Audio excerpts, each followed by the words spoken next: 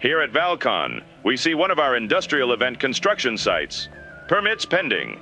As you can see, one of our industrious wizards is putting the final touches on what we lovingly call Mario Karve. You see, it's a simple mashup of the classic and well-known video game Mario Kart, with a K, and the vessel in Valheim named Karve. Clever, wouldn't you say? I know I would, because I just did. Here we can see the wizard place the starting line for this shorter Mario Karve race. Gaze in wonder at the fantastically fashionable Val-Con branded cape and stylish Val-Con helm. A big shout out to Rusty of Rusty's Mods for making them. While these luxurious gifts will be available on the modded servers, everything else you see here is available on our vanilla servers during the event.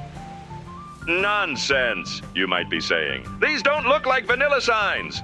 This is sorcery and lies. You might also say, well, that's only half right. These are made using the Expand World Prefabs mod by Yere and conjured up by one of our head wizards, Dakar. So in a way, it really is a kind of sorcery. This means that no matter if you visit the modded server, the vanilla server, or both, you'll be getting almost the exact same experience no matter what.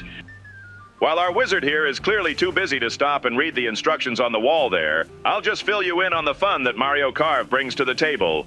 Each player, or team, starts by picking up a bow, some frost arrows, poison arrows, and smoke bombs from one of our handy-dandy never-run-outy chests. Fire these at your opponent's boat and watch as each arrow and smoke bomb has a different effect. What effects, you might ask? Well, you'll just have to attend Val-Con coming February 1st and 2nd to find out. Along with Mario Karve, we have other fun carnival-style games and activities like Plinko, brought to you by Planeswalkers, and Grayling Hero from Dakar. Here you can see how easy it is to make one of these signs using Dakar's EWP script. This is still all vanilla compatible. These installations are at every boat race path and will point you in the right direction to glory. And of course, the best part, rubbing it in your friends' faces for years to come. Will you emerge victorious and defeat your boating brethren? Or will you sink your sailing sisters to reach the finish line first? Come in first place and you'll not only bask in the glory of winning the race, but you'll also receive, something really great. I'll have to check with Larry in the storage department about that amazing prize. Remember to check out our website at valcon.org. Who knows, there could be some new information published there very soon regarding important details for the event and other stuff too. At least I think there should be. I'll put someone on that maybe. Larry, get me the Prime Minister of Alaska, stat! I've got to see a man about a penguin. Remember, Val-Con is less than 2 weeks away. Wait, less than 2 weeks? That seems really soon. Does everyone know it's happening that soon? Huh? What? They don't all know? Well, then if you're still watching this, make sure you go out and tell everyone you meet that Val-Con is coming in less than 2 weeks. Larry, do you have him on the phone yet? I've been waiting for what seems like hours, man. Hours!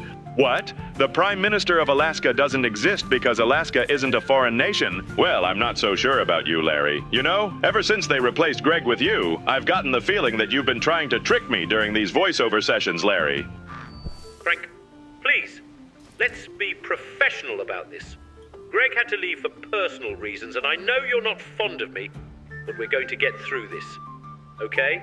Larry, I mean, you clearly had the money to pay for the best voiceover talent, but can't seem to remember what was written in my writer? Tisk, tisk, Larry. For shame! I'm turning off my microphone. Frank, please, just continue with the copy.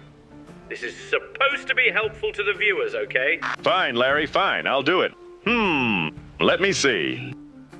No, Larry, I won't talk about how he's now using Infinity Hammer to quickly stack pieces on top of each other to make columns, okay? You know, when Greg was here as chief executive in charge of doing anything I say, I never had these kinds of issues. But I mean, you all can see it, right? I shouldn't really need to say anything. Larry is really dropping the ball, and it's plain to see. Larry, for the last time, I won't talk about how he's using the Comfy Gizmo mod to rotate those pieces on a different axis. I just won't do it. I can recall one particular story that Greg told that was really great. Would you like to hear it? Of course you would! Once he was playing Valheim and thought he could take on a 2-star troll with only a club and a troll hide cape. Wearing the cape was meant to instill rage into the heart of the troll by wearing the hide of his kin. And you know what happened? Well, Greg died immediately, and his body was flung far into the ocean, making his tombstone lost forever. Amazing, right? I've got thousands more stories about Greg. Most of them involve him dying in some sort of ridiculous accident playing Valheim. I could recount them for you, but I guess I should get back to work before Larry the Lame-o bothers me again. Please, Larry, I wish you would stop asking me to plug Val-Con, a fan-led multimedia convention featuring a 24-hour community streaming event with over 50 content creators and modders spanning multiple different Valheim communities and continents. Now go get me my yellow M&Ms, sheesh!